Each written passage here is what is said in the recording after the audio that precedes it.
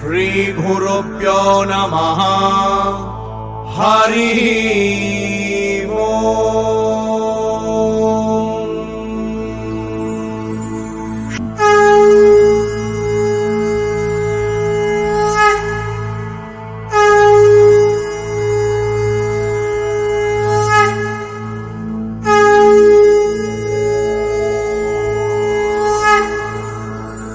ఓం నమ శివాయ.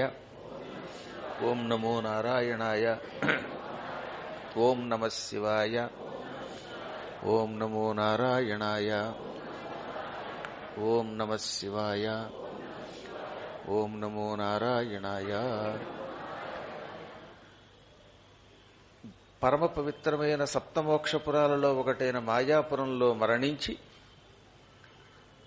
కొన్ని దోషాల వల్ల 49 రోజుల పాటు తీసుకుని కొంచెం బాధాకరమైన మరణమే పొందాడు శివశర్మ. తద్వారా మనకి ఈ పురాణం ఒక సందేశం ఇచ్చింది.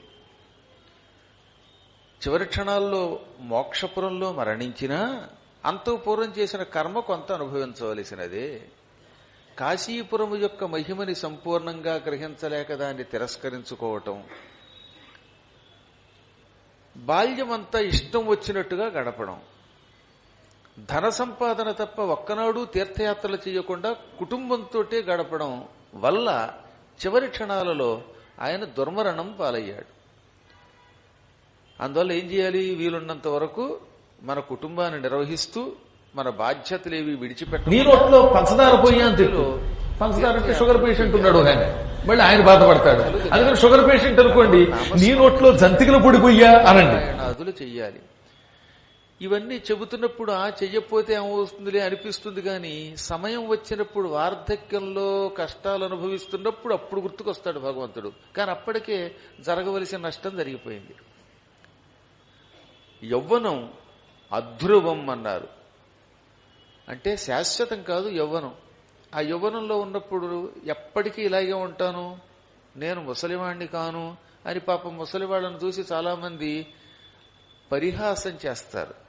కానీ కళ్ళు మూసి తెరిచేలోపు వీడు ముసలాడైపోతాడు. వీడి తర్వాత వచ్చేటటువంటి వాళ్ళు వీడిని చూస్తారు, వీడు చూసి నవ్వుకుంటారు అనమాట. ముసలాడు కదలలేకపోతున్నాడు, కారెక్కలేకపోతున్నాడు. మేము హిందీ పండిట్ ట్రైనింగ్ అవుతున్న రోజుల్లో కుర్ర లెక్చరర్ ఒక ఆయన వచ్చాడు, పెళ్లి కాని లెక్చరర్. అస్సాం నుంచి వచ్చాడు పాపం. అంటే అది హిందీ పండిట్ ట్రైనింగ్ కదా, అందువల్ల ఆయన ముసలాళ్ళను చూసి పకపక నవ్వి ఆనేవాలీ పీఢీ జానేవాలీ పీఢీ అనేవాడు. అంటే పోయే కాలం వాళ్ళు, పోయిన తరం వాళ్ళు, వచ్చే తరం అంటే మాదంతా రాబోయే తరం, అది పోయే తరం. పోయే కాలం మాటే మాట్లాడాడు. జానేవాలీ పీఢీ అన్నాడు. చిత్రం ఏంటంటే ఈ జానేవాలీ పీఢీ అన్నవాళ్ళు బానే ఉన్నారు. ఈయన ఆ మాట అన్న 3 రోజుల తర్వాత ఈయనకి యాక్సిడెంట్ అయ్యి కాలు విరిగి ఈయన జానేవాలీ పీఢీ అయిపోయాడు. అందువల్ల ఎందుకు అప్పుడప్పుడు మనకు కాళ్ళు విరగొడతాడు భగవంతుడు అంటే మనం ఎవరినో అపహాస్యం చేశాం. ఎందువల్ల మనకి అప్పుడప్పుడు వార్ధక్యంలో భయంకర రోగాలు వస్తున్నాయంటే యవ్వనంలో ఉన్నప్పుడు ఎవరినో చూచి అపహసించామన్నమాట. అందువల్ల అవి లేకుండా చూసుకోవాలి. శివశర్మ చివరికైనా బాగుపడ్డాడు. కారణం సరైన సమయంలో పశ్చాత్తాపం వచ్చింది, తీర్థయాత్రలకు వెళ్ళాడు. ఆ పుణ్యం వల్ల 49 రోజుల పాటు ఈ పాత పాపమంతా భూలోకంలో విడిచిపెట్టి ఉత్తమ లోకాలకి వైకుంఠానికి ప్రయాణమై వెళ్ళాడు. విష్ణుదేహము వంటి దేహమును ధరించి, పరమసుందరాకారం ధరించి, పుణ్యశీల సుశీలురని పేరు కలిగిన 2 పుణ్యాత్ములు దివ్య విమానంలో తీసుకువెడుతూ ఉంటే వైకుంఠానికి ప్రయాణమై వెళ్ళాడు. ఈ విమానం చాలా అద్భుతమైన విమానం. ఆ విమానంలోకి ఎక్కిన తర్వాత ఈ వైష్ణవ శరీరంలో ప్రవేశించాక ఆ వ్యక్తికి ఈ భూలోక సంబంధమైన బాధలు ఉండవు. ఆకలి ఉండదు, దాహం ఉండదు. దిక్కుమాలని కారులో తీసుకెళ్ళమంటే రూటు తప్పేసి సికింద్రాబాద్ వెళ్ళిపోయే బాధలు ఉండవు. సక్రమ ప్రయాణం ఉంటుంది. దానికి అసలు రూట్ మ్యాప్ అక్కర్లేదండి, దానంతా అదే పట్టుకుపోతుంది. అది కొంతమంది మరి ఏం తింటారో తెలియదు కానీ రోజు తిరిగే రూటే, మళ్ళీ ఇక్కడికి వచ్చేసరికి రూట్ తప్పేస్తారు. అంటే మహానుభావులు వాళ్ళకి ఏ బిరుదు ఇవ్వాలో తెలియదు. బుద్ధికి బృహస్పతి, ఆధునిక బృహస్పతిని బిరుదు ఇవ్వాలి వాడికి.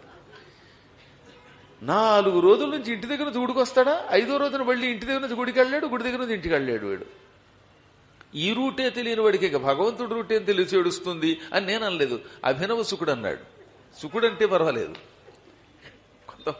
ఇవన్నీ కర్మయోగాలు. అంటే అంత బుర్ర పని చేయట్లేదు. నాకు చాలా ఆశ్చర్యం ఏంటంటే ఈ గూగుల్ అమ్మని వచ్చిన తర్వాత ఈ అమ్మని ఏదో అసలమ్మని మర్చిపోయి ఈ గూగుల్ అమ్మని పట్టుకుంటున్నాడు. దానివల్ల ఏమవుతుందన్నమాట, రోజు ఇంటి నుంచి ఇక్కడికి వచ్చేవాడే అయినా సరే మళ్ళీ ఆ మ్యాప్ పెట్టుకుంటాడు. After quarter mile take left అంటే గాని వీడు లెఫ్ట్కి వెళ్ళడు. అది ఎక్కడన్నా వీడిని షిఫ్ట్ చేసిందా వీడి బతుకు కాస్త క్రాఫ్ట్ అయిపోతుంది. ఎయిర్ క్రాఫ్ట్ అయిపోయినా పర్వాలేదు, నేల మీద క్రాఫ్ట్ అయిపోతున్నాడు. ఏమిటో అంత బుర్ర లేకుండా అయిపోతే ఎలాగా? ఈ మధ్యన ఒక ఆయన నీ పేరేమిటంటే వెంటనే ఇది ఫోన్లో నొక్కి వాట్ ఈజ్ మై నేమ్ అని అడిగాడు. అప్పుడు చెప్పింది నీ పేరు పుల్లయ్య.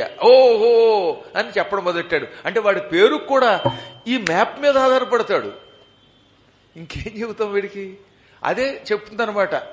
6:30 టాబ్లెట్ వేసుకొనుము, 6:35 మంచినీళ్లు తాగుము, 7 గంటలకి భార్యతో మాట్లాడుము, 8 గంటలకి టీ తాగుము అనే చెబితే చేస్తాడు. వీళ్ళ చేయడు. ఒకవేళ చెప్పడం మర్చిపోయింది అనుకోండి, ఫోన్లో ఛార్జింగ్ అయిపోయా చెప్పపోతే వీడు చచ్చిపోతాడు. మరీ ఇంత యాంత్రికమైన బతుకైపోతే ఇంకా కొంతకాలానికి మనం ఏమైపోతామో తెలియట్లేదు. హాయిగా పూర్వకాలంలో ఒక్కసారి అలా రూట్ చూస్తే వచ్చిపోయేవాళ్ళం కాదు మనం. సరే ఏం చేస్తాం, భగవంతుడు మనకి బుద్ధినిచ్చుగాక. గోవిందా. అందువల్ల దివ్య విమానంలోకి ఎక్కాడు కదా, వైకుంఠలోకానికి వెడుతున్నాడు. విష్ణు శరీరం వంటి శరీరంతో ఉన్నాడు కాబట్టి ఆకలి లేదు, దప్పిక లేదు, ఆనందంగా ప్రయాణించాడు. కాకపోతే పుణ్యంలో కొంచెం లోపం ఉన్నది గనక ఆయన ప్రయాణం వేగంగా సాగకుండా అన్ని లోకాలు చూసుకుంటూ వెడుతుందన్నమాట. అంటే ఇది ప్యాసింజర్ రైలు అయిపోయింది. ఇది గోల్కొండ ఎక్స్ప్రెస్ అని ఉంటుంది. సికింద్రాబాద్లో ఎక్కి విజయవాడ వెళ్లితే మనకి జీవితం మీద విరక్తి కలుగుతుంది. అది పేరుకి ఎక్స్ప్రెస్. అన్ని స్టేషన్లో ఆగుతుంది, అడిగిన చోట అడగని ఒక చోట. పూర్వ సింహాద్రంలో ఒక ఎక్స్ప్రెస్ ఉండేది. రామరామ ఇక అది ఆగని స్టేషన్ అంటూ లేదు, ఏదో 1-2 స్టేషన్లో తప్ప. అలాగా ఈ ప్రయాణం కొంచెం సరదాగా సాగుతుంది. ఎందుకు సాగించారంటే ఈ వంకతో మనకి గొప్ప చరిత్ర అందించడానికి విష్ణుదూతలు ఈ ప్రయాణం కొంచెం ప్రొలాంగ్ చేశారు. అప్పుడు ఏమవుతుంది, మనకి దారిలో కనబడిన లోకాలన్నిటి గురించి వీడు అడుగుతాడు. అడిగితే వాళ్ళు చెబుతారు. అది మనం తెలుసుకుని మనం తరిస్తాం. మనల్ని తరింపజేయడానికి ఆ రైల్ని ప్యాసింజర్ రైలుగా మార్చారు ఆ విమానాన్ని. నిన్న పిశాచలోకం చూశాడు, గంధర్వలోకం చూశాడు. భూలోకంలో భగవంతుడి మీద మధురంగా పాటలు పాడేవాళ్ళు అంటే ఘంటసాల లాంటి మహానుభావులు అనమాట. ఆ పాటల్ని కూనీ చేయకుండా కొంచెం బాగా పాడేవాళ్ళు. మళ్ళీ ఆయన ఎలాగో బాగా పాడతాడు, కొంత దాన్ని పాడతారు. ఆ ఘంటసాల వారు ఉంటే ఎందుకు ఎదురు అని చెంబు నీళ్ళలో దూకేస్తాడు. అలా కాకుండా కొంచెం జాగ్రత్తగా పాడేవాళ్ళు. శివనామస్మరణం, కేశవనామస్మరణం సిగ్గు లేకుండా భక్తితో చేసేవాళ్ళు. ఇతరులకు నాట్యశాస్త్రం నేర్పేవారు, గాంధర్వం నేర్పేవారు. ఇలాంటి వాళ్ళు గంధర్వలోకానికి వెడతారు. కాబట్టి మీరు పురాణంలో నేను గోవిందానమన్నప్పుడు ఏం చేయాలి, మొగమోట పడకుండా గోవిందానాలి. పక్కవాడు ఏమన్నా అనుకుంటాడేమోనని మూతికి అడ్డం పెట్టుకుని గోవింద గోవింద అని రహస్యంగా అంటే అప్పుడు గోవింద నీ బతుకు. గంధర్వలోకానికి వెళ్ళవు, మళ్ళీ ఏం చేస్తావు, పాతాళలోకానికి పోతావు. కాబట్టి ఎప్పుడు మొగమాటం లేకుండా భగవన్నామాన్ని ఉచ్చరించాలి. అదిగో అలాంటి మహానుభావులు ఇక్కడ ఉంటారు. ఆయన ఆ లోకం చూపించేలోపు ఆ లోకం దాటి విద్యాధర లోకానికి వెళ్ళారు. ఏతే విద్యార్థినాం అన్నం ఉపానద్వస్త్ర కంబలం. ఈ విద్యాధర లోకానికి వెళ్ళాలి అంటే ఏం చెయ్యాలి? చదువుకునే పిల్లలకి చదువు చెప్పించండి. స్టూడెంట్స్ కోసమని ఒక స్కూలు పెట్టిన వాళ్ళు, వాళ్ళకి ఉచితంగా విద్య నేర్పేవాళ్ళు. విద్యానిధి అనే పేరుతో ఇందాక కార్యక్రమం పెట్టారు కదా, అందులో ఏమని చెప్పారు? సంస్కృతం నేర్పుతున్నారు, సంగీతం నేర్పుతున్నారు, నాట్యం నేర్పుతున్నారు, ప్రణవపీఠం తరపున ఆన్లైన్లో ఇవన్నీ ఉచితంగా నేర్పుతున్నారు, ఎన్నెన్నో విద్యలు నేర్పుతున్నారు కదా. ఇలా నేర్పేటటువంటి వాళ్ళు, విద్యార్థులకి అన్నం పెట్టేవాళ్ళు, చెప్పులు, గొడుగులు, వస్త్రాలు, పడుకోవడానికి దుప్పట్లు, చలివేస్తే కప్పుకోవడానికి దుప్పట్లు మొదలైనవన్నీ ఇచ్చేవాళ్ళంతా మరణించాక విద్యాధర లోకానికి వెడతారు. నరకానికి వెళ్లకుండా విద్యాధర లోకానికి వెళ్ళడం కూడా అదృష్టమేగా. ఇవి పుణ్యం ఇంకెక్కువ చేస్తే ఉత్తమ లోకానికి వెడతారండి. కనీసం ఈ చిన్న పుణ్యం చేసినా వాళ్ళు విద్యాధర లోకానికి వెడతారు. మందులు ఇస్తారుగా రోగిష్టి వాళ్ళకి కొంతమంది ఫ్రీ మెడిసిన్స్ అని ఇస్తారు. ఔషధములను రోగులకు పంచిపెట్టువారు కూడా ఈ విద్యాధర లోకానికి కడతారు. శిష్యులను పుత్రవాత్సల్యంతో చూసేవాళ్ళు, తన దగ్గర పనిచేసే వాళ్ళకి అన్నం పెడుతూ వాళ్ళకి అన్ని రకాల వసతులు ఇస్తూ, మరీ తిక్క పని చేసి రూటు తప్పిపోయినప్పుడు తప్ప ఉత్తప్పుడు తిట్టకుండా ఉన్నవాళ్ళు, వాళ్ళంతా ఈ లోకానికి కడతారట. మళ్ళీ వాడు రూటు తప్పినప్పుడు ఒక డెప్ మీద ఇచ్చుకోవాలండి. అసలు ఇచ్చుకోకపోతే తప్పు. మరీ 24 గంటలు గారం చేయకూడదు, కానీ ప్రేమగా శిష్యుల్ని చూడాలి. తప్పు చేసినప్పుడు ఒట్టిగా పట్టాలి. అలా ఒట్టిగా పడుతూ శిష్యుల్ని పుత్రవాత్సల్యంతో చూసేటటువంటి వాళ్ళు అంటే ఈ మాస్టర్లు అనమాట. వీళ్ళంతా పిల్లల్ని ఎంతో గారంగా చూసారే, వీళ్ళకి విద్యాధర లోకం కనీసం ఖాయం. ఇలా అంటూ ఉండగా విద్యాధర లోకం దాటిపోయింది. విమానాన్ని కాసేపే ఆపుతారంటో, ఎక్కువసేపు ఆపకూడదు. అంటే వెనక్కి ఇంకో విమానం వస్తుంది మళ్ళీ. అందుకని ఈ ప్లాట్ఫారం ఖాళీ చేయాలి. ఆ విమానం కొంచెం ముందుకెళ్ళగానే హఠాత్తుగా ఒక చోట ఒక అద్భుతమైన బంగారపు రంగులో ఉన్నటువంటి నగరం కనపడింది. ఆ నగరమంతా బంగారంతో నిర్మించారు. ఇంత బంగారం ఎక్కడిదిరా బాబు అనుకున్నాడు ఈయన. ఇంతలో మన భక్తుడు అనుకున్నాడు అందులో కొంత బంగారమైనా సింహాసనానికి ఇస్తే బాగుండు అనుకున్నాడు. వాడు ఎవడు కూడా వాడిది.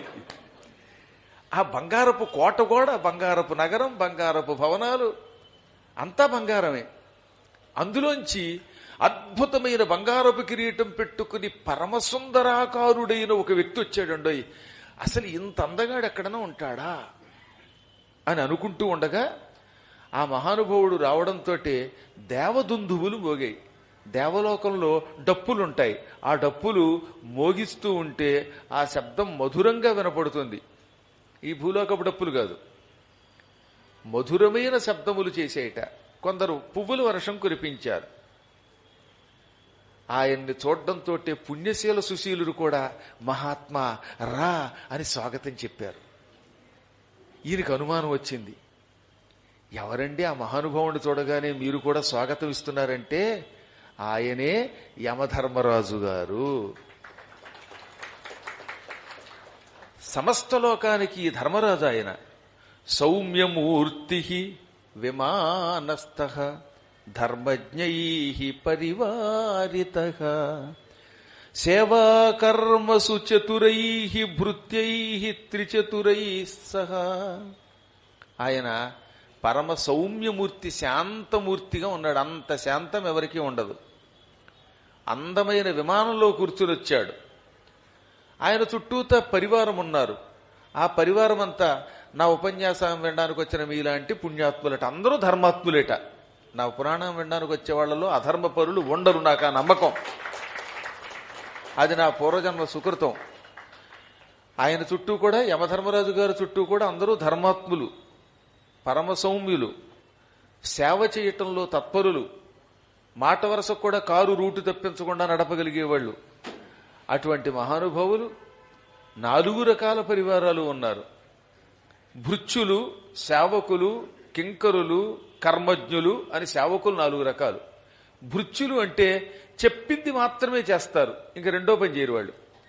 ఒరే అన్నం వడ్డించు అంటే అన్నం వడ్డించేసి ఊరుకుంటాడు, ఇంక పులుసు పోయిడు. అలా చెప్పిన పని చేసి వేరే పని చేయని వాడిని భృత్యుడు అంటారంటే గుర్తుపెట్టుకోండి. ఒరే కర్ర పట్టరా అంటే కర్ర పట్టుకొస్తాడంతే, ఆ తర్వాత ఇచ్చేసి మళ్ళీ కూర్చుంటాడు, ఇంక రెండో పని చేయడు వాడు. ఇక రెండో రకం కింకరులు అని ఉంటారు. అంటే వీళ్ళు ఏం చేస్తారన్నమాట, చేతులు కట్టుకుని ఎప్పటికప్పుడు నన్ను ఏం చేయమంటారండి అని అడిగి చెప్పగానే ఆ పనిని చురుగ్గా చేసి పెడతారు. చెప్పితేనే చేస్తారు వీళ్ళు కూడా, కానీ ఎప్పుడూ పని చేయడానికి రెడీగా ఉంటారు. కింకరోమి ఇతి పృచ్ఛతి కింకరః అంటే ఏంటనమాట, వాడికి రెడీగా ఉంటాడనమాట. ఒరే కారు నడుపు అంటే నాకు గేర్ లేని కారు నడపడం రాదండి అంటే వాడు కింకరుడు కాడు, వాడు వంకరుడు. కాబట్టి ఎప్పటికప్పుడు ఏం చెప్తే ఆ పని చేయడానికి సిద్ధంగా ఉండేటటువంటి వాడు కింకరుడు. ఇంకా 3వ వాడు సేవకుడు. సేవకుడు అంటే ఏం చేస్తాడు, వీడు చెప్పిన పనికి తన బుర్ర జోడిస్తాడు. అన్నం పెట్టు అంటే అయ్యా మీకు ఎంత అన్నం కావాలండి అని అడిగి వాడు ఎంత తింటాడో అంతే వడ్డిస్తాడు. అంటే అన్నం వడ్డించమన్నాం కదా అని గిన్నె బోర్లించేయడు. కాబట్టి సేవకుడి దగ్గర కొద్దిగా బుర్ర ఉంటుంది. అన్నం వడ్డించమంటే ఎంత కావాలని అడిగి అంతే వడ్డిస్తాడు తప్ప తక్కిన వడ్డించడు. మళ్ళీ ఇంకా చివరి వాడు కర్మజ్ఞుడని ఉంటాడు. వీడు మాత్రం అయ్యా అన్నంతో పాటు మీరు ఏమేం కూరలు తింటారు, కూరలు అయ్యాక చారు పోసుకుంటారా, పులుసు పోసుకుంటారా, కొంతమంది దిక్కుమాలకి పెరుగు పోసుకుని మజ్జిగ పోసుకోవడం అలవాటు ఉండదు, అదో దరిద్రం. మీరు పెరుగైనా పోసుకుంటారా పోసుకోరా? పెరుగును మజ్జిగ లేకుండా అన్నం తింటారేటండి? కళ్ళు మండిపోవా? కళ్ళు ఎర్రగావా? అలాంటి వాళ్ళని చూసి మీరు పెరుగు పోసుకోరా? కాస్త పెరుగు పోసుకోండి, ఆరోగ్యంగా ఉంటారు అని ముచ్చట్లాడుతూ జాగ్రత్తగా ఉంటూ కర్మమును బాగా ఎరిగిన వాళ్ళయ్యి కడు పెరిగి అన్నం పెడుతూ కొసరి వడ్డిస్తూ అన్నం తిన్న తర్వాత ఆకులవి తీయడానికి ఏర్పాట్లు చేస్తూ పడుకోవడానికి ఏర్పాట్లు చేస్తూ వాడికి ఇంకేం కావాలో తెలుసుకుంటూ ఉంటారు. అన్ని రకాల సౌకర్యాలు అరేంజ్ చేస్తారు. అంతేగాని ఆఖరణ కారులో దేపెట్టమంటే ఇప్పుడు బయలుదేరి ఇంటికి వెళ్ళి కారు తెస్తామండి అనరు. రెడీగా కారు పెట్టుకుంటారు వీళ్ళు. వాళ్ళని ఏమంటారు? కర్మజ్ఞులు అంటారు. ఈ రకమైన 4 రకాలైన ఈ చతురయి ఇటువంటి వాళ్ళతో కలిపి ఆయన వచ్చేటండోయ్. రావడంతో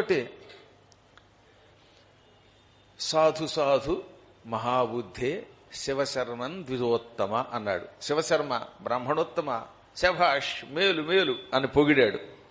నీవు పరమపుణ్యాత్ముడివి, నీ బాల్యం నాకు అక్కర్లేదు, నీవు సద్బుద్ధి పొంది తీర్థయాత్రలు చేశావు, తీర్థయాత్రల్లో నీ సొంత సొమ్ము దానం చేశావు, ఆయా క్షేత్రాలలో చెయ్యవలసిన కర్మములు చేశావు, అభిషేకాలు చేశావు, ఇవ్వవలసిన దానాలు ఇచ్చావు, జపం చేశావు, పరమ పవిత్రమైన హరిద్వారంలో మాయాపురంలో శరీరం విడిచిపెట్టావు. దానివల్ల ఏమైపోయింది? నీ పాపమంతా ప్రక్షాళనం అయిపోయింది. కళేవరం పూతిగంధి సదైవ అశుచిభాజనం సుతీర్థ పుణ్యపణ్యేన సమ్యగ్వినిమితం త్వయా. ఇది గొప్ప మాట. నిజంగా మానవ శరీరం ఉందే ఇది పూతిగంధి అంటే దుర్వాసనతో కూడినది, గంధిలము అంటే వాసనతో కూడినది, పూతిగంధిలము అంటే దుర్వాసనతో కూడినది. మన శరీరం ఎప్పటికప్పుడు దుర్వాసన వచ్చేస్తుందండోయ్. పొద్దున్న స్నానం చేశాం, సాయంత్రం స్నానం చేయకుండా ఇక్కడికి వచ్చి ఇలా చేతులు ఎత్తారా, ఇక తర్వాత 3 పూటలు అన్నం తినలేం. అందుకని చేతులు ఎత్తకంటారా బాబు అనాల్సి వస్తోంది. అంటే ఎక్కడి నుంచి ఏ వాసన వస్తుందో తెలియట్లేదు కనుక. మళ్ళీ సాయంత్రం స్నానం చేసినా 1 గంటకు మళ్ళీ చెమట పుడుతుంది, అదో దిక్కుమాల వాసన వస్తుంది. ఈ వాసన రాకుండా ఉండడానికి అప్పుడప్పుడు కొంతమంది డియోడ్రెంట్లు పెర్ఫ్యూములు కొట్టుకుంటే అది ఇది కలిసి ఇదో విచిత్ర వాసన. ఈ సెంటు కొట్టుకున్న వాడి దగ్గర నుంచి వచ్చే వాసన ఉందే, చెమట వాసన, సెంటు వాసన, ఇవన్నీ కలిసి కుక్క చచ్చిపోయినా పిల్లి చచ్చిపోయిన వాసనలన్నీ కలిపి వచ్చేస్తాయి. కాబట్టి మన శరీరం పూతిగంధిలం. సదైవ అశుచి భాజనం అన్నాడు. ఎల్లప్పుడూ అశుచికి నిలయము. భాజనము అంటే అన్నం తినడానికి పనికొచ్చే కంచము మొదలైనటువంటి పాత్రలు. భోజన భాజనములు అంటే ఏమిటనమాట? భోజనం తినడానికి పనికొచ్చే కంచాన్ని భాజనం అంటారు. అన్నం వండుకోవడానికి పనికొచ్చే కుండలు మొదలైనవన్నీ భాజనములే. మన శరీరం కూడా అశుచికి నిలయమైన ఒక పాత్ర.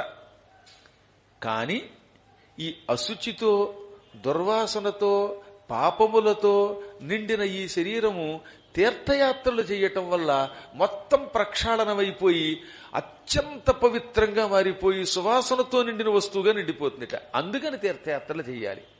నువ్వేం చేశావు? తీర్థయాత్రలు చేశావు. ఆ తీర్థయాత్ర ప్రభావంతో అశుచి అయిన నీ శరీరం నిత్యశుచి అయిపోయింది, పరమశుచి అయిపోయింది. అందువల్లే నీవు ఇవాళ వైకుంఠానికి వెడుతున్నావు. నీవు అప్పుడప్పుడు ఈ విషయాన్ని దారి పొడుగుతా ఈ పుణ్యశీల సుశీలుల ద్వారా తెలుసుకో. తీర్థయాత్రలు చేయటం వల్ల, అక్కడ స్నానం చేయటం వల్ల, అక్కడ దానములు చేయటం వల్ల ఎటువంటి పాపిష్టి శరీరమైనా పుణ్య శరీరంగా మారిపోతుంది. ఈ విషయం నీకు ఈ విష్ణు కింకరులు తెలియజేస్తూ ఉంటారు. నేను యమధర్మరాజుని, ఎవడికి పడితే వాడికి నమస్కరించను, తప్పు చేస్తే భార్యనైనా శిక్షిస్తాను, నాకు పక్షపాతం ఉండదు, అందుకే నన్ను సమవర్తి అంటారు. అటువంటి నేను కూడా నీకు వచ్చి నమస్కరించి స్వాగతం అడుగుతున్నానంటే నీ పుణ్యం ఎంతో గొప్పదో ఆలోచించుకో అన్నాడండి ఆయన. అని పలికి అభినందించి మెడలో దండ వేసి గంధం పూసి టక్కున అదృశ్యమైపోయాడు. వెంటనే శివశర్మ, 1 నిమిషం విమానం ఆపండి అన్నట్ట. ఆయన ఏం చెబితే చేస్తారులేండి వాళ్ళు. అందుకని విమానం ఎగరకుండా ఆపించి, ఈయన ఎవరండి, మీరు ఇందాక చెప్పినప్పుడు సరిగ్గా వినలేదు అనగా, ఈయన సాక్షాత్తు యమధర్మరాజు గారు అన్నారు వాళ్ళు. ఈయన యమధర్మరాజు అంటే, నేను యమధర్మరాజు గారి గురించి ఎన్నో విన్నాను, ఈయన ఎలా ఉన్నాడు?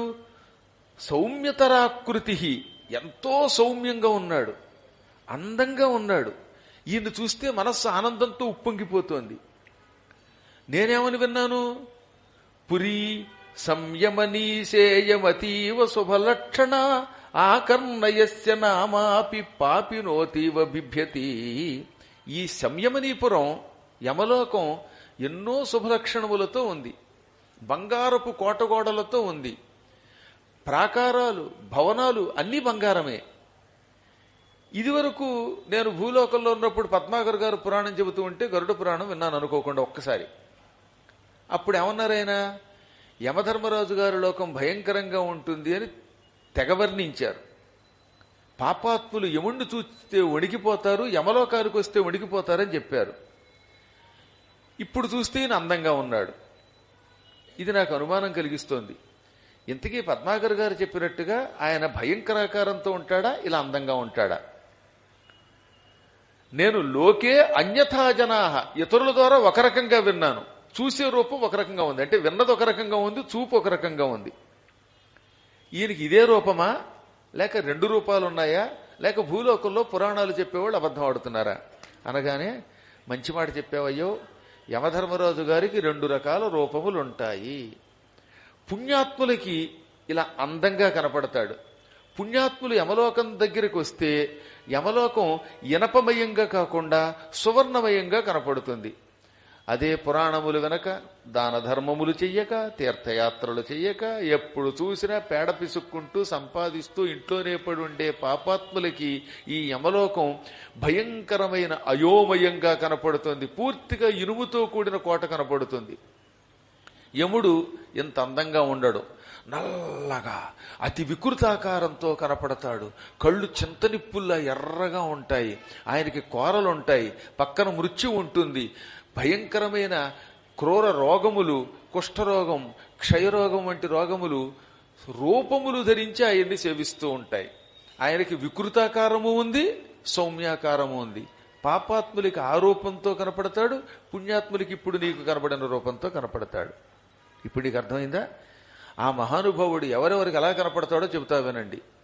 ఇతరుల ధనం అపహరించేవాళ్ళు, ఇతరుల భార్యలను ఎత్తుకుపోయేవాళ్ళు, ఇతరుల గృహాలను ఆక్రమించేవాడు, పక్కవాడి స్థలం 10 గజాలు ఆక్రమించుకునేటటువంటి వాడు, ఇతరుల యొక్క అభివృద్ధిని చూచి ఈర్ష్య పొందేవాడు, ఇతరులకి కీర్తి వస్తూ ఉంటే లోపల లోపల కుమిలిపోయేటటువంటి వాళ్ళు, దొంగతనం చేసేటటువంటి వాళ్ళు, అభాండములు వేసేవాళ్ళు, 24 గంటల న్యూస్ పేరుతో మహాత్ముల మీద తప్పుడు ప్రచారం చేసేవాళ్ళు, వీళ్లంతా యమలోకానికి రాగానే యమధర్మరాజు గారు అత్యంత భయంకరాకారంలో కనపడతాడు.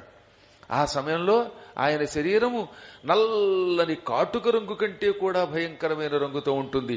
నీలాభ్రాంజన పుంజవర్ణు అరుణోన్నిద్రాంబకో దగ్గరు ఆభీల స్ఫీత విశాలదౌష్ట్రు భృకుటీ భీమాస్యు నానారుజా కాలోగ్రాంతక మృత్యువందితు యముల్గాంచును గదాదండ పాశాలోల స్ఫురణ భయంకర మహాహస్తున్ కరాళాంగునిన్. పాపాత్ముడు యముణ్ణి చూడ్డానికి రాగానే ఆ యముడి రూపం ఎలా ఉంటుంది? నల్లని మేఘము, కాటుక, ఇవన్నీ ఎలా ఉంటాయో అంత నల్లగా ఉంటాడు. అంత నల్లని శరీరంలో కళ్ళు మాత్రం ఎర్రగా నిప్పుల్లా మెరిసిపోతూ ఉంటాయి. తెల్లని కోరలతో కనపడతాడు. బాగా నల్లగా ఉన్నవాడు తెల్లని దంతాలు బయట పెడితే చీకట్లో బలే కనపడతాయి. అలా కనపడతాడు ఆయన. ఆ కోరలు కూడా వంకరగా, పదునుగా, భీకరాకారంతో ఉంటాయి. కనుబొమ్మ ఇంతంతలావైన దుబ్బు కనుబొమ్మలతో ఉంటాయి. కొంతమందికి మీసాలే కనుబొమ్మలా అన్నట్టుగా ఉంటాయి అన్నమాట. అంత కనుబొమ్మలతో, అది కూడా కనుబొమ్మలు దగ్గరికి చేరిస్తే ఇంకా వికృతంగా ఉంటాయి. అటువంటి భయంకరమైన ముఖంతో ఉంటాడు. ఆయన పక్కన నానా రుజా, రకరకాల రోగాలు. ఏమేంట రోగాలు? కుష్ఠరోగం, క్షయరోగం, ఏదో పిచ్చి రోగం, శ్లేష్మ రోగం, వాతరోగం, కాలు నొప్పి రోగం, అవేవో నిప్పుల రోగాలు, ఈ మాయిదారి రోగాలు, కోవిడ్ రోగాలు, ఈ రోగాలన్నీ పక్కన చేరి అటు ఇటు రకరకాల భయంకర పిశాచాల రూపంలో ఉండి ఆయన పక్కనే నిలబడి ఈ కొత్తగా వచ్చినటువంటి వాడిని, యమలోకానికి వచ్చినటువంటి దుర్మార్గుని చూసి అని బెదిరిస్తారు. బెదిరించడమే కాదు, ఎరా భూలోకంలో ఉన్నప్పుడు ఎప్పుడైనా నువ్వు గంగానదిలో స్నానం చేసావురా, యమునా నదికి వెళ్ళావా, పద్మాకర్ గారితో గుజరాత్ వెళ్ళావా, ద్వారకా నగరంలో బంగారపు సింహాసనం మీద ఊరేగిస్తూ ఉంటే భాగవతాన్ని కళ్ళారా చూడకుండా ఇంట్లో కూర్చుని టీవీ సీరియల్స్ చూస్తావా, నీకు పద్మవ్యూహం కావాల్సి వచ్చిందా, అంతఃపురం కావాల్సి వచ్చిందా, ఒరే వీడిని భయంకరమైన యమాంతఃపురంలో వేయండిరా అని బెదిరిస్తూ ఉంటారు ఈ రోగాలు. ఆ స్థితి మనకు రాకుండా ఉండాలంటే ఇలా పురాణం వినాలి జాగ్రత్తగా. ఈ విధంగా అతి భయంకరంగా బెదిరిస్తూ ఉన్నటువంటి ఆ దేవతలు, ఆ రోగాలు పక్కన ఉంటాయి. కాలపురుషుడు, మృత్యుదేవత, వీళ్ళంతా ఆయన పక్కనే ఉంటారు భయంకర కాల్లో. అటువంటి యముడు కనబడి శిశుహంతారం అముం విశ్రంభఘాతినం, వీడు చిన్నపిల్లల్ని చంపాడు, శిశుహత్య చేశాడు, అబార్షన్లు చేశాడు, కాబట్టి ఈ దుర్మార్గుణ్ణి ఈ నరకంలో వెయ్యండి. వీడు బ్రహ్మహత్య చేశాడు, అంధతామిశ్ర నరకంలో వెయ్యండి. ఇదిగో ఈ దుర్మార్గుడు గురుతల్పగుడు, గురువు భార్యని పొందిన దుర్మార్గుడు, అటువంటి ఈ దుర్మార్గుణ్ణి ఇదిగో కాలసూత్రం అనే నరకంలో వెయ్యండి. ఈ పాపాత్ముడు పరనింద చేశాడు, మహానుభావుల్ని నోటికొచ్చినట్టు తిట్టాడు, అలా తిట్టిన ఈ పాపాత్ముడిని కుంభీపాకం అనేటటువంటి నరకంలో పుణుకులు వేయించినట్టు వేయించండి. ఇలా ఒక్కొక్క పాపానికి ఒక్కొక్క శిక్ష ఆ మహానుభావుడు వేస్తూ ఉంటే ఆ శిక్షలను చూచి అందరూ వణికిపోతూ ఉంటారు, హడిలిపోతూ ఉంటారు. అసలు ఆ రూపాన్ని చూస్తేనే గిజగిజలాడిపోతారు. అలా ఎంతో మందిని శిక్షించే ఆ మహానుభావుడు పరమ పుణ్యాత్ములకి మాత్రం సౌమ్యాకారంతో దర్శనమిస్తాడు, అందంగా కనపడతాడు, సువర్ణ కిరీటం ధరించి కనపడతాడు, స్వచ్ఛమైన తెల్లని రూపంతో మంచి బట్టలు కట్టుకుని కనపడతాడు. నాయన, భూలోకవాసులకు ఒక్క వరం మాత్రం ఆయన ఇచ్చాడు. యమధర్మరాజు గారు ఒకప్పుడు కాశీ వెళ్లి తన పేరు మీదుగా ధర్మరాజేశ్వర లింగం అనే ఒక లింగాన్ని ప్రతిష్ఠించాడు. ఆ లింగం ఎక్కడ ఉంటుంది? విశాలాక్షిమాత గుడి దగ్గర ఉంటుంది, వటసావిత్రికి దగ్గరలో ఉంటుంది. నాతో పాటు ఆ ధర్మరాజేశ్వర లింగం దగ్గరకు వచ్చిన వాళ్ళు చేయొత్తాడో సరే, అబ్బో చాలా మంది ఎత్తారు. అక్కడ ధర్మరాజేశ్వర లింగం లేక ధర్మదేవు మహాదేవ్ అని కూడా పిలుస్తారు, ధర్మదేవుడు అంటారు ఆయన. యముడు స్వయంగా కాశీ వెళ్లి ఒక లింగం ప్రతిష్ఠించాడనమాట. ఆ లింగం దగ్గరికి వెడితే అక్కడ గురువుగారి పేరు ఉంటుందోనా, గోడ మీద ఓ శిలా ఫలకం ఉన్నది. మా ఆత్మీయ శిష్యులు, పరమ శిష్యులు, చెన్నైలో ఉండేటటువంటి బలాహ కెమికల్స్ అధినేత, ఎవరాయన పేరు? అమ్మ బాబాయ్ ఎంత బాగా చెప్పారు, శివప్రసాద్ గారు. ఆయన ఆ శివప్రసాద్ గారు ఈ యమధర్మరాజు గారు ప్రతిష్ఠించిన లింగం దగ్గర యమధర్మరాజు గారు స్వయంగా రచించిన శివకేశవ అష్టోత్తర శతనామములను ఓ శిలాఫలకం మీద వేయించి, పాలరాయి మీద వేయించి, హిందీలోను ఇటు నాగర్లిపిలో, తెలుగు లిపిలో, తమిళంలో కూడా వేయించారు. ఈ మధ్యన 3 భాషల్లో వేయించారు. కింద గురువు గారి ఆశీస్సులతో నా పేరు కూడా వేశారు. ఇప్పుడు అక్కడికి వెళ్ళిన వాళ్ళంతా ఆ శిలాఫలకం చూసుకుంటూ ఆ నామాలు చదువుతున్నారు. తెలుగు వాడు తెలుగులో, తమిళం వాడు తమిళంలో, నాగరలిపి తెలిసిన వాడు నాగర్లిపిలో చదువుకుంటున్నారు. అదిగో అది యమధర్మరాజు గారు ప్రతిష్ఠించినటువంటి ధర్మరాజ మహాలింగం. అది ధర్మేశ్వర లింగం, ధర్మదేవ మహాలింగం. యముడు చెప్పాడు, నేను స్వయంగా కాశీ వెళ్ళాను, తపస్సు చేశాను, ఈశ్వరలింగాన్ని ప్రతిష్ఠించాను. ఆ లింగం దగ్గర కూర్చుని శివుడి కోసం తపస్సు చేస్తే శివుడు ప్రత్యక్షమయ్యాడు. శివుడితో పాటు పక్కన కేశవుడు కూడా కనపడ్డట్టు. ఒకేసారి శివకేశవులిద్దరూ ప్రత్యక్షమయ్యారు. అప్పుడు ఆయన ఆసువుగా నామాలు రచించాడు. ఆ నామములను అక్కడ పఠిస్తే ఇంక వాడికి పునర్జన్మ లేదు, శాశ్వతంగా ముక్తి పొంది తీరుతాడు. ఒకవేళ కాశీ వెళ్లి ఆ ధర్మరాజేశ్వర లింగం దగ్గరే చదవలేకపోయినా, మీరు ఇంట్లో కూర్చుని చదివినా, ఈ జన్మలో కాతే వచ్చే జన్మలో అయినా కాశీలో మరణించే యోగం వస్తుంది. వాడు నరకానికి వెళ్ళడు. నరకానికి వెళ్ళినా ఇందాక శివశర్మ చూసినట్టుగా ధర్మరాజు గారిని అందమైన రూపంలో చూస్తాడు. యమధర్మరాజు గారు మెడలో దండ వేసి మరీ స్వర్గానికి పంపుతాడు. ఉండయి అలా మనల్ని స్వర్గానికి లేదా మోక్షానికి పంపే శక్తి కలిగిన నామములు శివకేశవ అష్టోత్తర శతనామములు. ఎప్పుడో 1993లో చెప్పాను. అప్పటి నుంచి ఎన్నోసార్లు చెబుతూనే ఉన్నాను. ఇప్పుడు మళ్ళీ మీకోసం ఆ నామాలు అందరి చేత చెప్పిస్తాను. అందరూ నేను చెప్పాక మీరు చెప్పండి. స్వయముగా కాశీలో యమధర్మరాజు గారు రచించిన 108 నామములు. ఓం శ్రీకాంతాయ నమః. ఓం శివాయ నమః. ఓం అసుర నివర్హణాయ నమః. ఓం మన్మథరిపవే నమః. ఓం జనార్దనాయ నమః. నమః. ఓం ఖండపరశవే నమః. ఓం శంఖపాణయే నమః. ఓం శశిశేఖరాయ నమః. ఓం దామోదరాయ నమః. ఓం త్రిపురసోదనాయ నమః. ఓం అంబుధర నీలాయ నమః. ఓం స్థాణవే నమః. ఓం ఆనందకందాయ నమః. ఓం సర్వేశ్వరాయ నమః. ఓం గోవిందాయ నమః. ఓం భూతేశాయ నమః. ఓం గోపాలాయ నమః. ఓం గంగాధరాయ నమః. ఓం చాణూరమర్దనాయ నమః. ఓం చండికేశాయ నమః. ఓం కంసప్రణాశనాయ నమః. ఓం కర్పూరగౌరాయ నమః. ఓం గోపీపతయే నమః. ఓం శంకరాయ నమః. ఓం పీతవసనాయ నమః. ఓం గిరిశాయ నమః. ఓం గోవర్ధనోద్ధరణాయ నమః.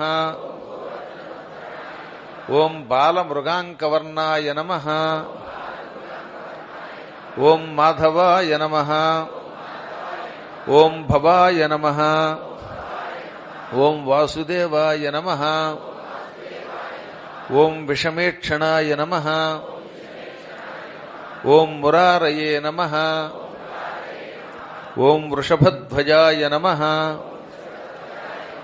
ఓం హృషీకపతయే నమః.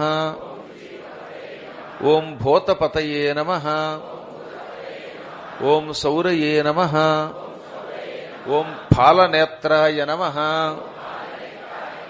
ఓం కృష్ణాయ నమః. ఓం హరాయ నమః. ఓం గరుడధ్వజాయ నమః. ఓం కృత్తివసనాయ నమః. ఓం కల్మషారయే నమః. ఓం గౌరీపతయే నమః. ఓం కమఠాయ నమః. ఓం శూలినే నమః. ఓం హరయే నమః. ఓం రజనీశ కళావతంసాయ నమః. ఇందులో తప్పు పడింది, కళావంతసాయ అని కళావతంసాయ అనాలి. మళ్ళీ ఓం రజనీశ కళా అవతంసాయ నమః. ఓం రజనీశ కళావతంసాయ నమః. ఓం రమేశ్వరాయ నమః. ఓం పినాకపాణయే నమః. ఓం శ్రీరామాయ నమః. ఓం భర్గాయ నమః. ఓం అనిరుద్ధాయ నమః. ఓం శూలపాణయే నమః. ఓం నృసింహాయ నమః. ఓం త్రిపథగార్ద్రజటాకలాపాయ నమః. ఓం మురహరాయ నమః. ఓం ఈశాయ నమః. ఓం రాఘవాయ నమః. ఓం ఉరగాభరణాయ నమః. ఓం పద్మనాభాయ నమః. ఓం ఉగ్రాయ నమః. ఓం మధుసూదనాయ నమః. ఓం పినాకపతయే నమః. ఓం యాదసే నమః. ఓం ప్రమథాధినాథాయ నమః. ఓం నారాయణాయ నమః. ఓం మృత్యుంజయాయ నమః. ఓం పురుషోత్తమాయ నమః. ఓం త్రిదశైకనాథాయ నమః. ఓం అచ్యుతాయ నమః. ఓం కామశత్రవే నమః. ఓం అబ్జపాణయే నమః. ఓం దిగ్వసనాయ నమః. ఓం చక్రపాణయే నమః. ఓం భూతేశాయ నమః. ఓం బ్రహ్మణ్యదేవాయ నమః. ఓం సర్వాయ నమః. ఓం ముకుందాయ నమః. ఓం విశ్వేశ్వరాయ నమః. ఓం సనాతనాయ నమః. ఓం త్రినేత్రాయ నమః. ఓం రావణారయే నమః. ఓం శ్రీకంఠాయ నమః. ఓం ధర్మధురీణాయ నమః. ఓం శంభవే నమః. ఓం కమలాధీశాయ నమః.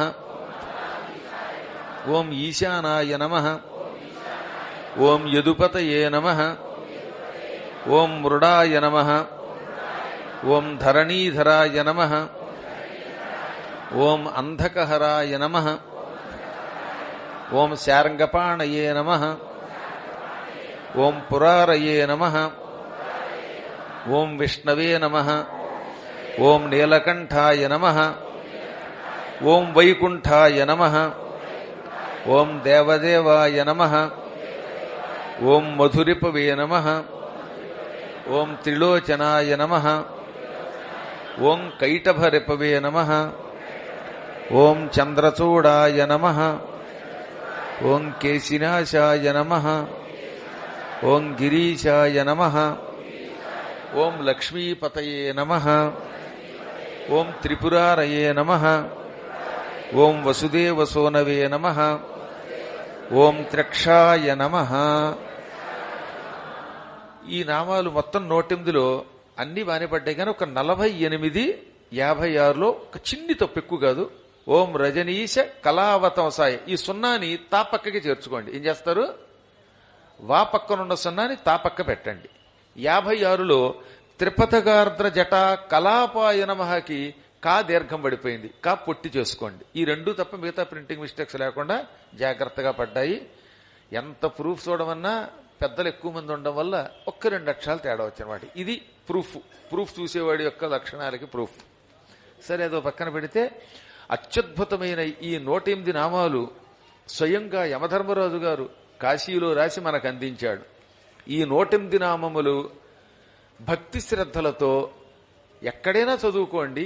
కాశీలో చదివితే ఆ యమధర్మరాజేశ్వర లింగం దగ్గర చదివితే ఇంకా లాభం. ఇది ఎంత గొప్పతో చెప్పారండి. యో ధర్మరాజరచితాం లలిత ప్రబంధాం నామావలీం సకల కల్మషబీజహంత్రీం ధీరోత్ర కౌస్తుభభృతస్య శిభూషణత్యా నిత్యం జపేత్ స్తనరసం న పిబేత్ సమాతుః. యమధర్మరాజు గారి చేత కూర్చబడిన నామములివి. ఇది ప్రబంధం అంటే ఆయన రచించలేదు, కూర్చాడు. ఈ నామాలు ఎప్పుడూ ఉన్నాయి భగవంతునికి. విష్ణునామాలు, శివనామాలు ఒకరు రచించినవి కావు. పరమాత్మకి పుట్టుకతో ఆయన రూపం ధరించినప్పుడే వచ్చాయని అర్థం అనమాట. ఈ నామములను ఒక చోట చేర్చాడు. అందుకని దీనికి ఏమని పేరు? కూర్పు. సంస్కృతంలో ప్రబంధము. పైగా లలిత ప్రబంధం అన్నారు. ఈ నామావళి ఎటువంటిది? అందమైన కూర్పు, మధురమైన కూర్పు. ఏ నామం ఎక్కడ పెట్టాలో అక్కడ పెట్టాడు. ఒక నామం విష్ణునామం, ఒక నామం శివనామం. ఇలా ఆయన మన కోసం అందించిన ఈ 108 నామాలు శివ కేశవులకు సంబంధించిన నామములు. సకల కల్మష బీజహంత్రీం, మనం చేసిన పాపముల యొక్క విత్తనం కూడా నాశనం చేస్తాయట. పాపాలు తొలగించడం కాదు, అసలు మొక్కకి విత్తనమే లేకుండా చేసేస్తే ఇక మొక్క లేకుండా పోతుంది కదా. అవునా?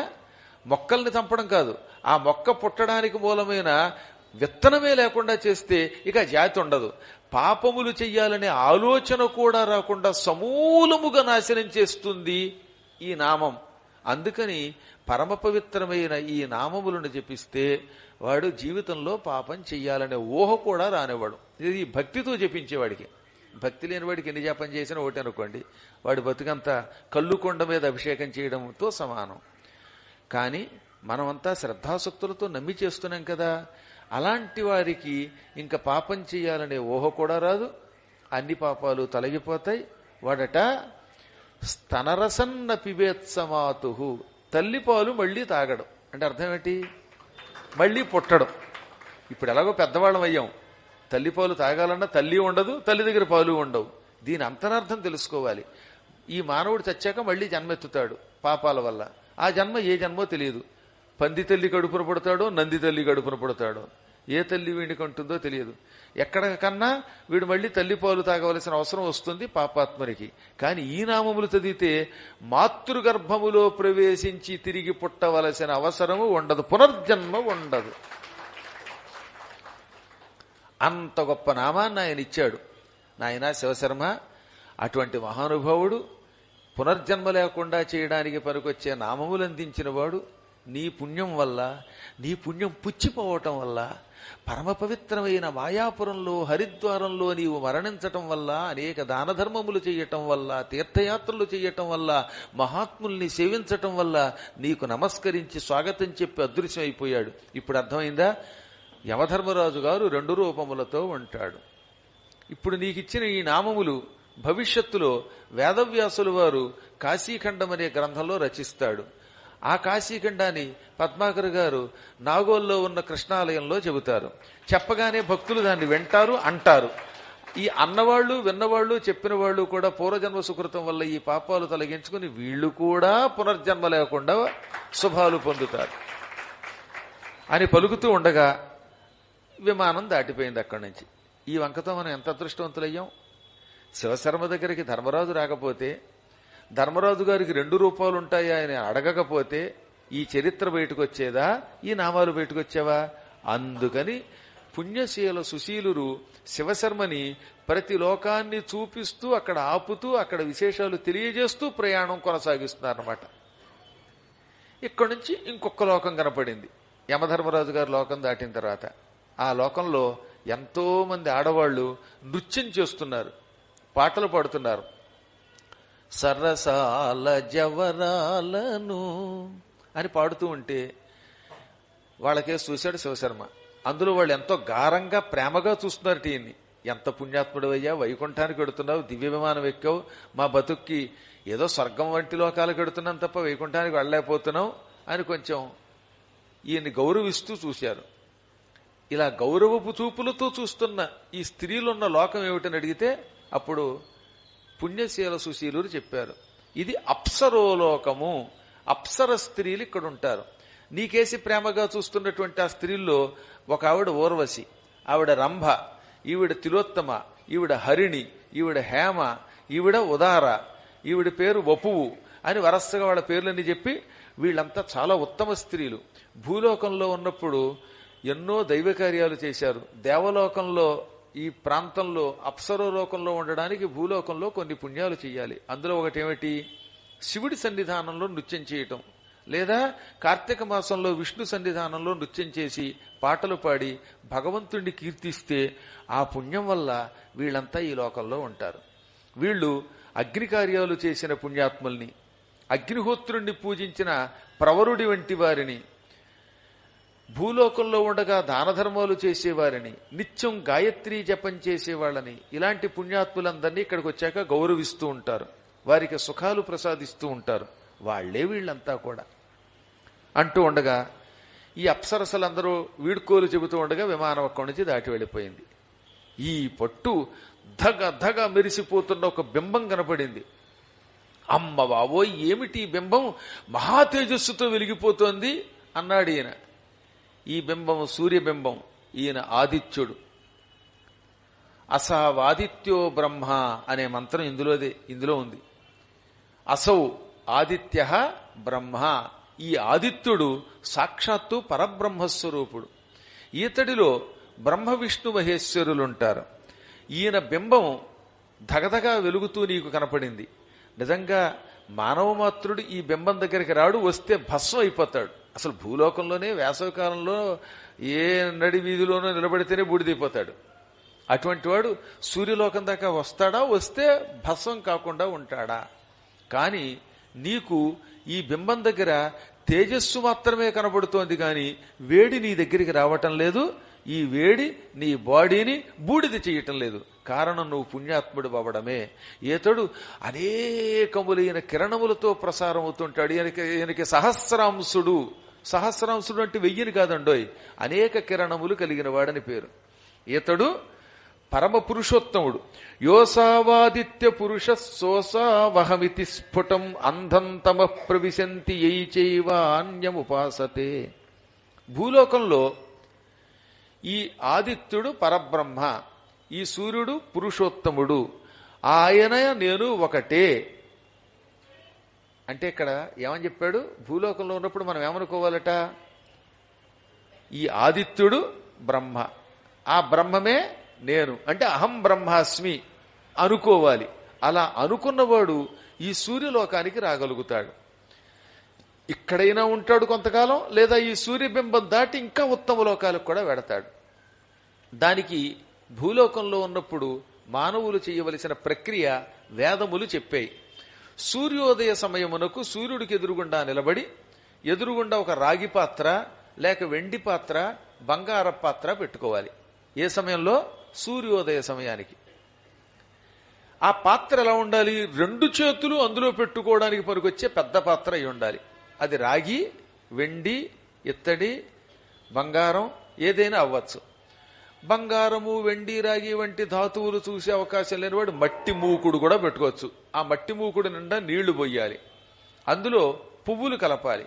ఆ తర్వాత ఓం తత్సవితుర్వరేణ్యం భర్గో దేవస్య ధీమహి ధియో యో న ప్రచోదయాత్ అనే మంత్రమును బ్రహ్మోపదేశముగా పెద్దల దగ్గర పొంది, ఇప్పుడు నేను ఉచ్చరించానని మీరు ఉచ్చరించమల్లా, ఉపదేశంగా పొంది సూర్యుడు ఉదయిస్తున్న సమయంలో యథాశక్తిగా అర్ఘ్యం ఇవ్వాలి. 3 సార్లు చేతిలోకి ఈ పాత్రలో ఉన్న నీళ్లు 2 చేతులతో తీసుకోవాలి.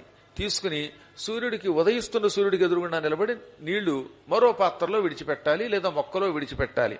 అలా విడిచిపెట్టేటటువంటి వాడు ఈ సూర్య భగవానుడి చేత సత్కారం అందుకుంటాడు. దానివల్ల వాడు బతికున్నంతకాలం వేళకి భోజనం పొందుతాడు.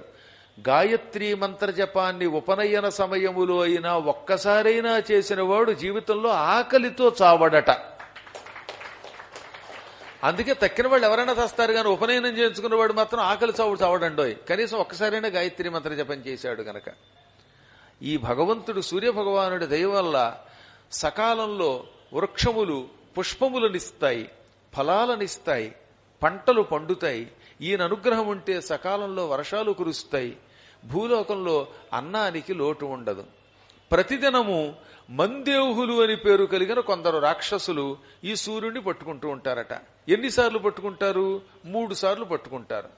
ఉదయిస్తున్నప్పుడు, మళ్లీ మధ్యాహ్నం నడినెత్తికెక్కినప్పుడు సూర్యుడు, మళ్లీ అస్తమిస్తున్నప్పుడు సాయంత్రం వేళ, ఈ 3 వేళల్లో మందేవులనే రాక్షసులు సూర్యుని కమ్ముకుంటారు. ఎలా కమ్ముకుంటారు? నేను కిందకి దిగుతున్నప్పుడు నన్ను దిగనివ్వకుండా మీద మీరు పడిపోతున్నారే, అలా సూర్యుడి మీద పడిపోతారు. నాకంటే మీరున్నారు, అందుకని ఏం చేస్తున్నారన్నమాట, నా మీద మీరు పడిపోతున్నప్పుడు కొంచెం జాగ్రత్తగా పక్కకు తోసి బాబు గురువు గారి కాళ్ళు అలా ఉంచండి అని బలాత్కారంగా పక్కకి గంటి అక్కడికి పెడుతున్నారా లేదా? ఏమండి, భక్తుల మీద పడితేనే గురువు గారు కిందకి దిగలేకపోతున్నారే, మందేహులు అనేవాళ్ళు లక్షలు వచ్చి సూర్యుని గట్టిగా పట్టుకుంటే సూర్యుడు ఏమైపోతాట? కదలలేట. సూర్యుడంతటి వాణ్ణి కూడా కదలకుండా చేసే శక్తి ఆ మందేహులకు ఉన్నది. మందేహులు సూర్యుడిని చంపలేరు, కానీ కదలకుండా చేస్తారు. అప్పుడేమవుతుంది? సూర్యుడి నుంచి రావలసినటువంటి మంచి కిరణములు భూమికి రావు, కానీ సూర్యుడిలో ఉన్న అతినీలలోహిత కిరణములనే కిరణములు, అవి ఇంగ్లీష్లో అల్ట్రా వైలెట్ రేస్ అంటారు, ఆ భయంకర కిరణములు భూమికి వస్తాయి. దానివల్ల భూలోకవాసులకి చర్మ వ్యాధులు వస్తాయి. భూలోకంలో కాలము సక్రమంగా గడవదు. అందుకే చలికాలంలో కూడా వేసవికాలపు వాతావరణం వస్తుంది. ఇప్పుడు చూసారా మీరు, భూలోకంలో ఇప్పుడు 2 కాలములు, వేసవి, మండు వేసవి. అసలు చలి ఎక్కడ ఏడిసిందండి? ఒకప్పుడు ఇలా ఆరుబయట కనుక మనం పురాణం చెప్పుకుంటే గజగజ వణికిపోయేవాళ్ళం. నేను 10 ఏళ్ల క్రితమో 15 ఏళ్ల క్రితం, 2005 అంటే 18 ఏళ్ళు అయిందండోయ్, ఓర్నాయనోయ్. 18 ఏళ్ల క్రితం మల్కాజ్గిరిలో ఉపన్యాసం చెబుతున్నప్పుడు బయట వణికిపోయారు జనం, కప్పుకున్నారు. నాకు కూడా 2 వైపులో 2 కర్టెన్లు కప్పారు. ఏది? ఇలాంటి చోట. ఆ చలి ఇప్పుడు లేదు. కారణం సూర్యభగవానుడి నుంచి అల్ట్రావైలెట్ రేస్ అతినేల లోహిత కిరణాలు భూమికి రావడమే. దానికి గల కారణం భూమి అంతా వాతావరణం మారిపోయింది. ఈ పెట్రోలియం ప్రొడక్ట్స్ పెరిగిపోయాయి, ఈ పొగ పెరిగిపోయింది, కాలుష్యం పెరిగిపోయింది. ఈ కాలుష్యం వల్ల సూర్యభగవానుడు చాలా ఇబ్బంది పడుతున్నాడు. ఆయన వల్ల మనం ఇబ్బంది పడుతున్నాం. ఈ ఇబ్బంది ఎందుకు వస్తుందో తెలుసా? అంటే సక్రమముగా సంధ్యావందనము చేయకపోవటం వల్ల. ఈ మందేహులని రాక్షసులు సూర్యుడిని ఉదయిస్తున్నప్పుడు మధ్యాహ్నము సాయంత్రము పట్టుకుంటారు. ఆ సూర్య భగవానుడు వాళ్ళ నుంచి తప్పించుకుని బయటపడి మనకి శుభం ఇవ్వాలంటే మనమేం చెయ్యాలి? సంధ్యావందనార్హత కలిగిన వాళ్ళంతా, ఉపనయనమైన వాళ్ళంతా 2 చేతుల్లోకి నీళ్లు తీసుకోవాలి. ఇప్పుడు ఈ మధ్యకాలంలో మార్పు వచ్చింది. ఉద్ధరణి పంచపాత్ర పెట్టుకుని ఎడం చేత్తో కుడి చేతిలోకి నీళ్లు తీసుకుని విడిచిపెడుతున్నారు. ఇది ధర్మం కాదు. అసలైన ధర్మం ఏమిటంటే 2 చేతులతోటి అర్ఘ్యం ఇవ్వాలి. అందుకే పూర్వకాలంలో నదుల దగ్గరికి వెళ్లేవారు. నదిలో స్నానం చేసి 2 చేతుల్లోకి నీళ్లు తీసుకునేవారు. తీసుకుని సూర్యుడికి విడిచిపెట్టేవారు. అందుకని ఆ కాలంలో సూర్యభగవానుడు సక్రమంగా పనిచేశాడు. ఇప్పుడు కలియుగం కదా, మనకంత ఓపిక లేవు. దానికి తోడు తిరుగుళ్ళు, పొద్దున్నో చోట సాయంత్రం ఓ చోట ఉద్యోగాలు. అందువల్ల 2 చేతులతో అర్ఘ్యం ఇవ్వలేకపోతున్నాం. కనీసం ఒక చేత్తో ఇచ్చినా కొంతవరకు ఏమనుకోండి. దానికి కూడా వావిలికొండ సుబ్బారావు గారు గతి లేనప్పుడు ఒక చేత్తో ఇచ్చినా పర్వాలేదు, మానద్దురా అన్నాడు. ఎవరు? వావిలికొండ సుబ్బారావు గారు సంధ్యావందనం మీద అద్భుతమైన పుస్తకం రాశారండోయ్. ఆయనకి ఆంధ్ర వాల్మీకి అని బిరుదు. నేను బాగా ఇష్టపడే మహానుభావులైన పండితుల్లో ఆయన కూడా ఒకడు. ఎంత పాండిత్యం అండి అయింది, ఎన్ని భాషలు వచ్చండి ఆయనకి. ఆయన చదవని గ్రంథం లేదు. ఆయనకి అందరూ ఆంధ్ర వాల్మీకిని విరుదిస్తే నేను ఆంధ్ర వాల్మీకిని కాదు, వాసుదాసుడిని అన్నాడు ఆయన. పరమ వినయవంతుడు, అంత పాండిత్యం ఉండి కూడా వినయం కలిగిన వాడు గనక నాకెందుకండి ఆ వాల్మీకి బిరుదు, అంతటి పండితుడిని నేను కాను, వాసుదేవుడికి దాసుణ్ణి అని వాసుదాసహ అన్నాడు ఆయన. అదొక గొప్ప తమాషా అయినటువంటి సమాసం చేసుకున్నాడు ఆయన. అంతటి మహాత్ముడు ఆయన సంధ్యావందనం మీద ఎంత బాగా రాశాడండి. ప్రతి మంత్రమునకు 5 అర్థాలు ఉంటాయి. అన్ని అర్థములు రాశాడు ఆయన. అలాంటి పుస్తకాలు చదవాలి మనం. అంత టైం ఎక్కడుంది మనకి? కాఫీ తాగడానికే టైం సరిపోదు, కాఫీకి ముందు వెనక మందులు వేసుకోవడానికి టైం సరిపోదు, రకరకాల దిక్కుమాల పనులకి సమయం సరిపోదు, పిల్లలతో గడపడానికి టైం సరిపోదు, ఉన్న కాసేపు సొల్లు కబుర్లు చెప్పుకోవడానికే టైం సరిపోవట్లేదు. జ్ఞానం ఉంటే వాటి మీద దృష్టి పెడతాం మనం. అందువల్ల ఎందుకు చెప్తానంటే, వీలుంటే ఎప్పుడు 2 చేతులతో ఇలా అర్ఘ్యం విడిచిపెట్టాలి. నీళ్లు తీసుకుని సూర్యోదయ సమయంలో విడిచిపెట్టాలి, మళ్ళీ మధ్యాహ్నం విడిచిపెట్టాలి, సూర్యుడు అస్తమిస్తున్నప్పుడు విడిచిపెట్టాలి, గాయత్రీ మంత్రపూర్వకంగా విడిచిపెట్టాలి.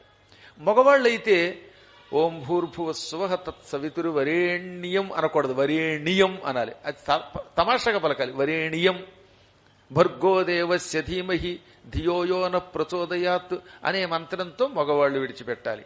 ఆడవాళ్లకి ఈ మంత్రాన్ని ఏం చేశారు? యో దేవ సవితాస్మాకం ధియో ధర్మాదిగోచరాః ప్రేరయేత్తస్య యద్భర్గస్తద్వరేణ్యముపాస్మహే అని శ్లోకంలోకి మార్చారు. శ్లోకంతో ఆడవాళ్లు విడిచిపెట్టాలి, ఈ మంత్రంతో మగవాళ్లు విడిచిపెట్టాలి.